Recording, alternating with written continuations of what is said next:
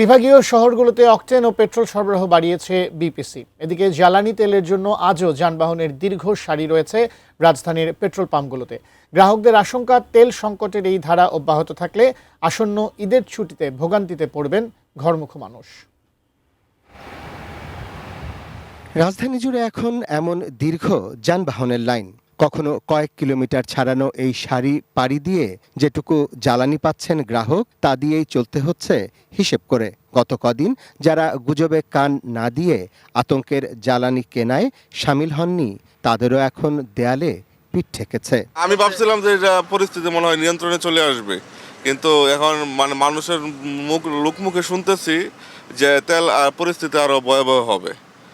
যার কারণে আজকে তেল নেওয়ার জন্য আসছি, যে ঈদের সময় যদি পরিস্থিতি ভোগান্তি আরো সৃষ্টি হয়ে যায়, তখন তার আমরা বেজালে পড়ে যাবো।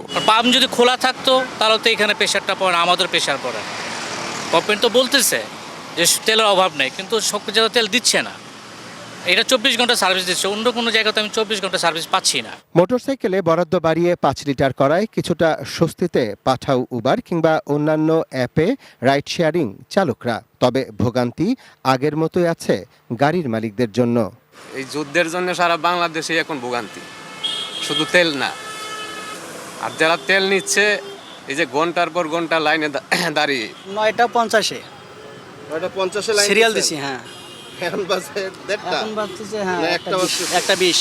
এদিকে বুধবার এক সংবাদ বিজ্ঞপ্তিতে বাংলাদেশ পেট্রোলিয়াম কর্পোরেশন বিপিসি জানিয়েছে, এখন থেকে বিভাগীয় শহরগুলোতে অকটেন ও পেট্রোল সরবরাহ 10% বাড়ানো হবে। রেশনিং চালুর পর প্রয়োজনের 25% কম তেল পেতেন পাম্প মালিকরা। তবে এই সিদ্ধান্তকে যথেষ্ট মনে করছেন না পেট্রোল পাম্পগুলোর মালিক কর্মচারীরা। অনেক গাড়ি অনুযায়ী যা বুঝতে আছেন, যা সেল বেশি না, এখন সেল কম।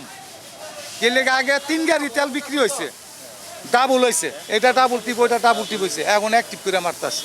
লিমিটেড সরকার যেটা দিচ্ছে এইভাবে আমরা দিয়ে যাইতেছি, আমরা কম পাচ্ছি, আমরা এখানে কমায় দিচ্ছি, তার মানে আমরা তেল দিচ্ছি, বন্ধ করি নাই। Arafat Siddiqui, ATN news, Dhaka.